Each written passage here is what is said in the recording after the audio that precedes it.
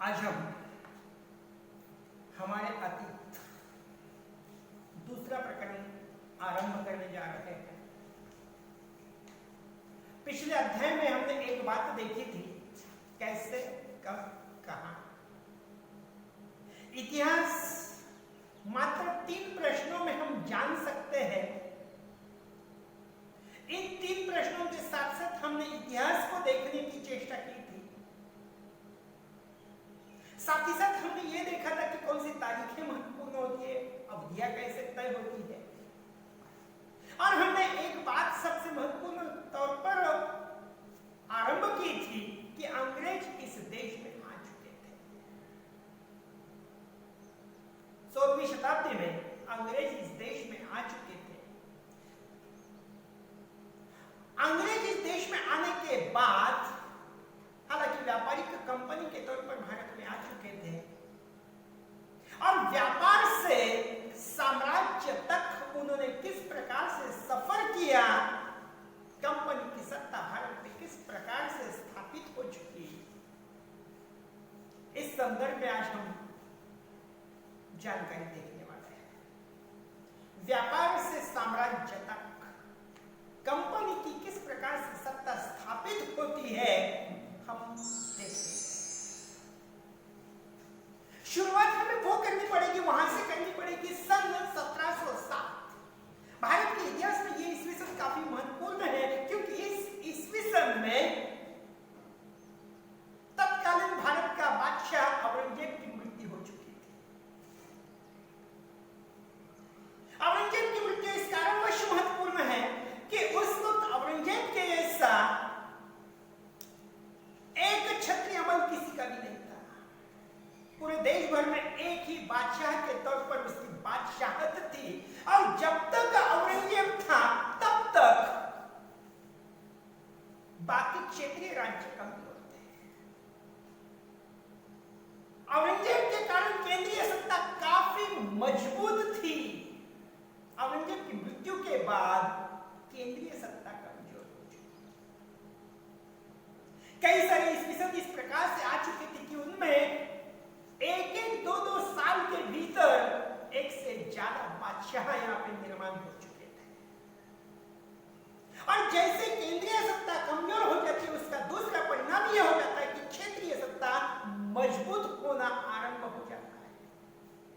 यहां पे भी वही हो चुका था कि ताकतवर क्षेत्रीय रियासतों का निर्माण हो चुका था। हैदराबाद की सत्ता थी, बंगाल की थी, अवध की थी। इसके साथ साथ मराठों की थी। कई सारे राजपूत राज्य स्वतंत्र हो चुके थे, और इसके कारण कई सारे क्षेत्रीय राजसत्ताओं का निर्माण इस दौरान हो चुका था। अब जितने ज्यादा मात्रा में क्षेत्रीय रियासतें बढ़ेगी, उतनी ही केंद्रीय सत्ता कमजोर हो जाएगी। एक सीधा सा सिद्धांत इसमें था। और इसी दौरान हम जो बात देख रहे थे कि अंग्रेजों का इस दौरान आगमन हो चुका था, एक सबसे महत्वपूर्ण असर यह भी हो चुका था कि सन 1761 में जो पानीपत की लड़ाई हो चुकी, हालांकि उसके बारे में हम बाद में भी चर्चा करेंगे, लेकिन इस लड़ाई के कारण जो केंद्रीय सत्ता मजबूत बनने जा रही थी मराठों की दृष्टि से, बाद में वो भी कमजोर हो चुकी थी। और दिल्ली की तरफ कोई भी ऐसा एक बड़ा बादशाह या एक बड़ी केंद्रीय सत्ता वहां पे नहीं थी कि जो अंग्रेजों के गतिरोध को रोक सके।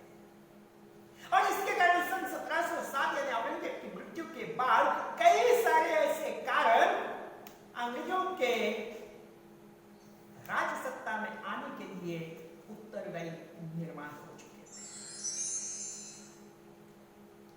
यदि हम एक महत्वपूर्ण बात देखेंगे कि पूर्व में ईस्ट इंडिया कंपनी का रानी एलिजाबेथ ने इंग्लैंड में ईस्ट इंडिया कंपनी को अनुमति दी थी कि वो भारत में जाकर व्यापार करे।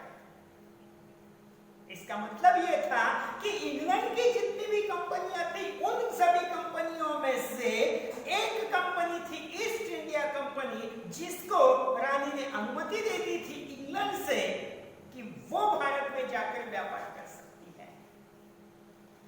ये तो ईस्ट इंडिया कंपनी के लिए बड़ी खुशी की खबर थी, लेकिन उससे पूर्व जब तक भारत में ईस्ट इंडिया कंपनी आ जाती, उससे पहले यूरोप की कई सारी कंपनियां यहां पे आ चुकी थी। सन 1600 में रानी एलिजाबेथ ने यह अधिकार उसको दे दिया था, लेकिन उससे पहले इस देश में पुर्तगाली सन 1498 में फ्रांसीसी, डच, इनका प्रवेश भारत में हो चुका है। इस दौरान यदि कुछ महत्वपूर्ण बातें होगी तो जो भी यूरोपियन कंपनियां भारत में आना चाहती थी वो व्यापार के लिए आना चाहती थी, क्योंकि ये व्यापारिक कंपनियां थी और उनके दो प्रमुख व्यापारिक उत्पाद थे जिनका वो व्यापार करना चाहते थे। उनमें से एक मसाले के पदार्थ थे और दूसरा रेशम का व्यापार ये कंपनियां करती थी। इनको वाणिज्यिक कंपनी कहा जाता था या मर्सेंटाइल कंपनी कहा जाता था।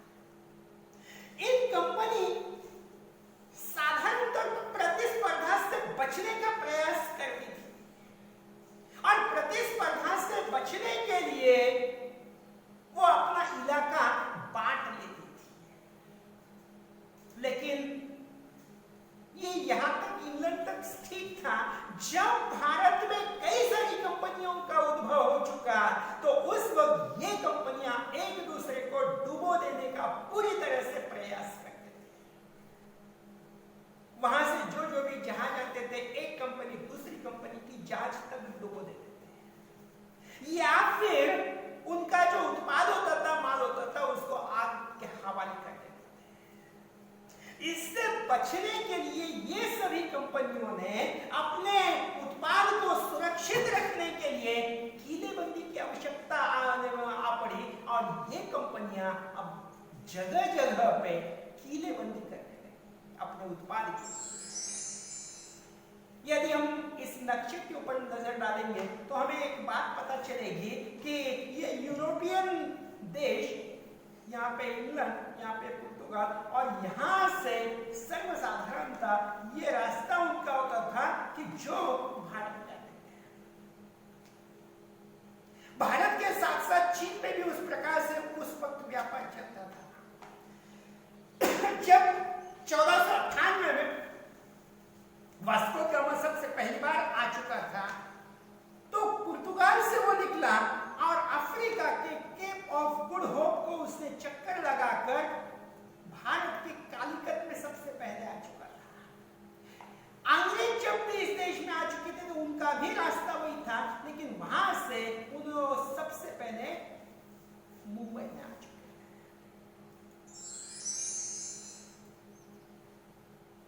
कंपनी बंगाल में व्यापार के लिए शुरुआत हो चुकी है। सबसे पहले फैक्ट्री की स्थापना की भारत में पहली फैक्ट्री सन 1651 हुगली में स्थापित हो चुकी।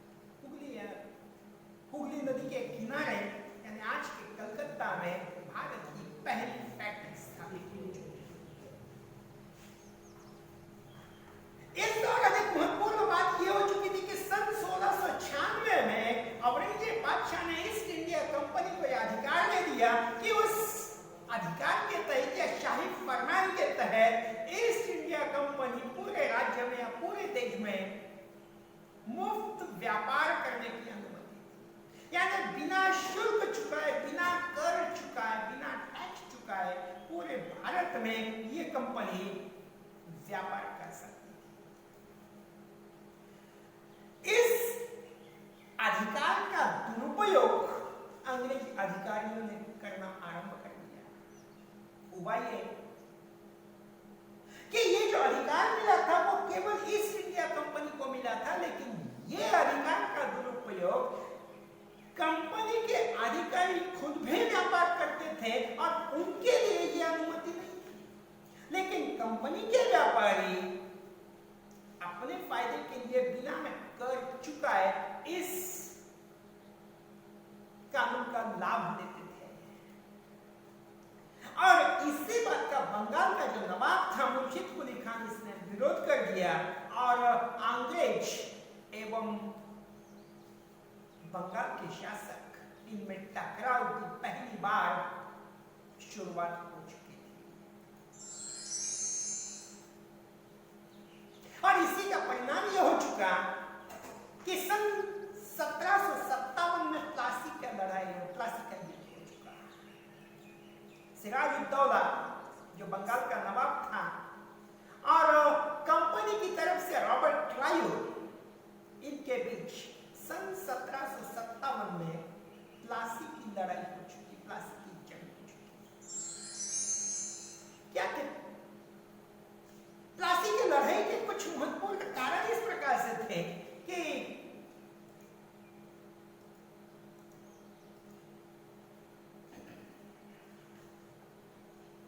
सन 1757 सिराजुद्दौला ने अंग्रेजों के इस बेरोक-टोक व्यापार करने की आदत के ऊपर उन्होंने प्रहार किया। 30,000 की सेना लेकर उन्होंने आक्रमण कर दिया और उनकी किलाबंदी जो कर दी थी उसको उन्होंने मीर कासिम बाजार पर हमला कर दिया।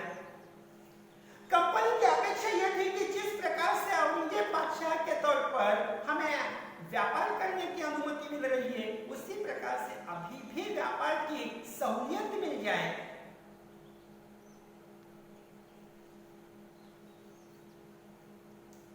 इस दौरान नवाब की जो मजबूरियां वो इस प्रकार से थी कि काफी बड़ी मात्रा में राजस्व वसूलने में कमी आ रही थी और राजस्व वसूलने में कुछ न कुछ कारण ढूंढने थे और इसके कारण अंग्रेजों के ऊपर कर लगाना, राजस्व इकट्ठा करना काफी आवश्यक हो चुका था। बंगाल की आर्थिक तंग हालत इस दौरान आ चुकी थी और इसी के कारण सिराजुद्दौला ने 30,000 की सेना लेकर नवाब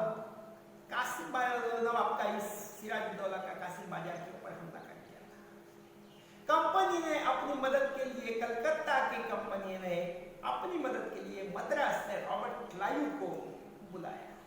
रॉबर्ट क्लाइव के नेतृत्व में 5,000 की सेना सिराजुद्दौला के 30,000 की सेना के साथ भिड़ंत हो गई और वही प्लासी की लड़ाई के तौर पर प्रसिद्ध है। इस प्लासी की लड़ाई में हुआ ये कि बिना एक भी खून का बूंद गिराए ये युद्ध संपन्न हो गया। रॉबर्ट क्लाइव ने सिराजुद्दौला का जो सेनापति था मिर्जा को उसको लालच दे दिया नवाब बनाने का। अब उस लालच में आकर सिराजुद्दौला के खिलाफ मीर जाफर ने बगावत कर। जैसे युद्ध शुरू हो चुका, अपने पूरी सेना के साथ मीर जाफर रॉबर्ट क्लाइव के साथ मिल गया। परिणाम यह हो गया कि केवल सिराजुद्दौला पकड़ा गया और बाद में अंग्रेजों ने उसको मार दिया। प्लासी की इस लड़ाई में भारत का पूरी तरह से चित्र ही बदल गया।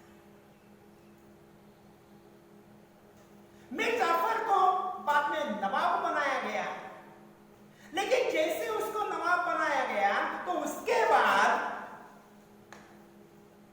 जिस प्रकार से कंपनी और अंग्रेजों की अपेक्षाएं बढ़ रही थी, वो अपेक्षाएं मीर जाफर पूरी करना असंभव था। इसके कारण अंग्रेजों ने मीर जाफर को निकाल दिया और उसकी जगह पे राजगद्दी पर मीर कासिम को बिठाया। जिस प्रकार की तकलीफें मीर जाफर के साथ थी, उसी प्रकार की तकलीफें मीर कासिम के साथ भी थी। मीर कासिम एवं अंग्रेजों के बीच और एक लड़ाई हो गई सन 1764। ये बक्सर की लड़ाई के तौर पर बड़ी प्रसिद्ध हो चुकी है। इस लड़ाई के परिणाम यह हो गया कि मीर कासिम को अंग्रेजों ने मार दिया और उसकी जगह पे फिर से एक बार मीर जाफर को नवाब बनाया गया। लेकिन इस बार मीर जाफर के ऊपर भी विश्वास नहीं कर सकते थे और पहली बार अंग्रेजों ने नवाब के वस्त्र एक कंपनी के तौर पर बादशाह ने उनको भेज दिया। यानी पहली बार भारत की किसी को, अंग्रेज के, इंग्लैंड की किसी कंपनी को नवाब के पद पर यहाँ पे सत्ताधीश बनाया गया। हालांकि कंपनी इंसान नहीं थी, ये एक संस्था थी और एक संस्था को नवाब के तौर पर यहाँ पे भारत के बादशाह द्वारा घोषित कर दिया और बंगाल का सबसे पहले नवाब ईस्ट इंडिया कंपनी बन चुकी।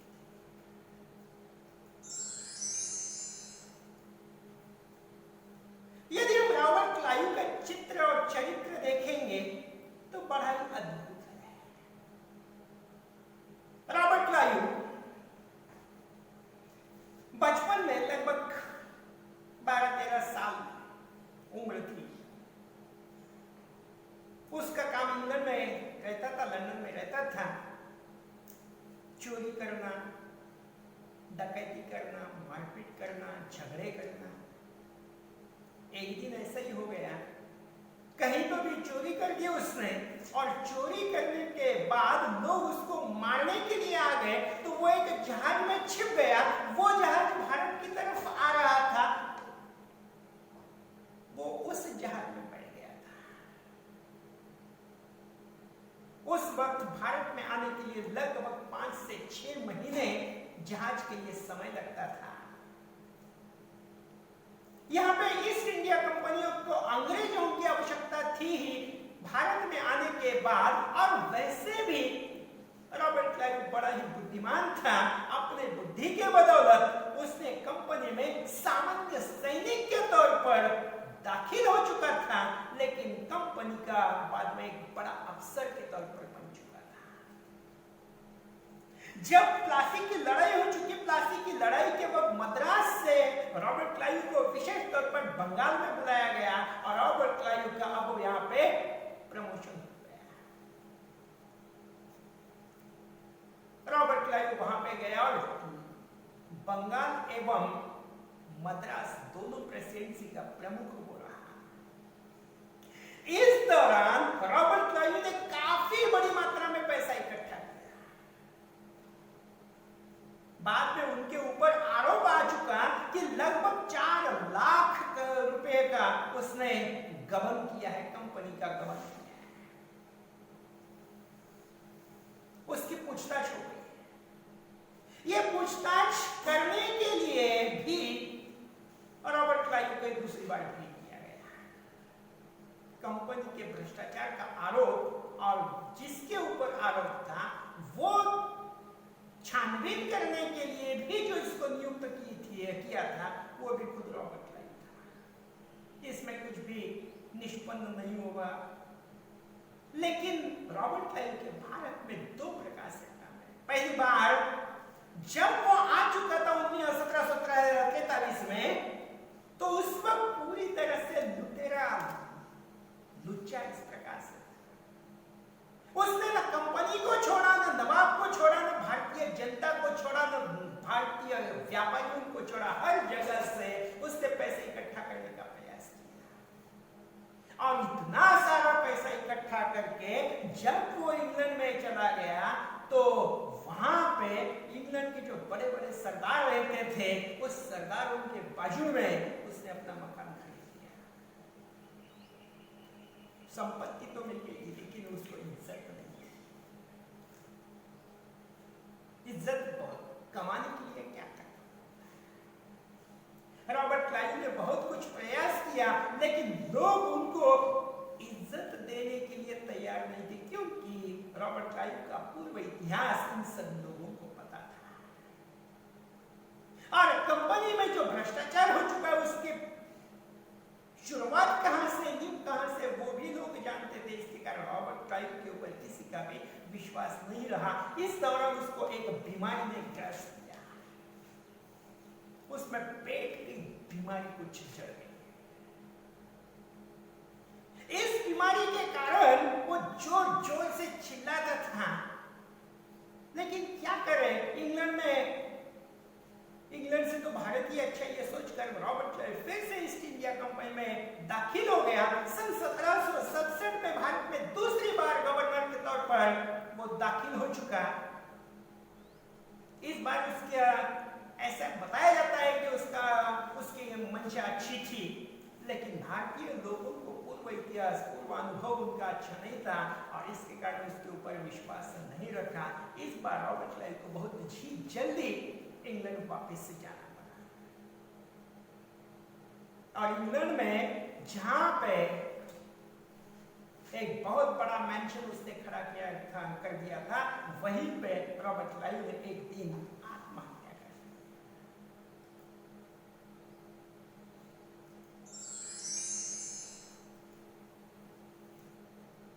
भारत में किस प्रकार से कंपनी का शासन फैलता रहा है, इस दौरान दो प्रकार की संधि भारत में, दो प्रकार की योजनाएं भारत में लाई गई। उनमें से एक जो योजना थी वो थी सहायकारी संधि या सहायता संधि, जिसकी शुरुआत की थी लॉर्ड वेलेस्ली ने, और एक बाद में 1850 के करीब और एक योजना की शुरुआत हो चुकी थी, उसका नाम था विलय। लॉर्ड डलहौसी ने उसकी शुरुआत की थी और इन दोनों नीतियों के कारण भारत में बड़ी मात्रा में कंपनी का शासन फैलता गया।